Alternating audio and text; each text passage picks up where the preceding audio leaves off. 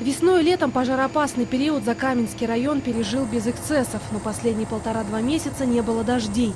К тому же в этом году был небывалый урожай кедровых орехов. За дикоросами ходили не только местное население, специально приезжали из других районов и даже регионов. Разведя костер в лесу, незадачливые сборщики орехов не считали нужным потушить его за собой. Теперь разразились пожары, в основном в труднодоступных местах. Там невозможно подойти вот именно техникой, вот все работа идет вручную.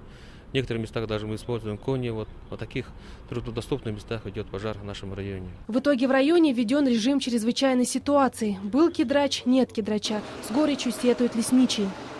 Мы обращались к жителям республики, к жителям районов с просьбой прекратить на время вот этой засухи,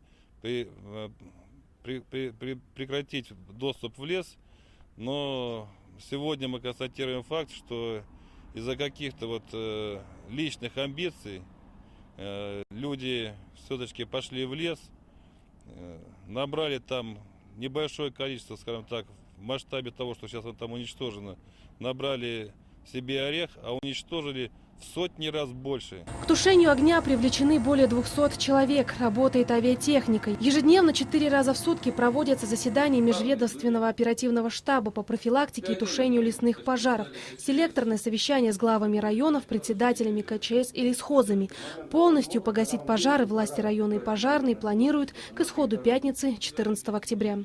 Александра Захарова, Бояр Жигмитов, Тугар Аюшеев, Вести, Бурятия.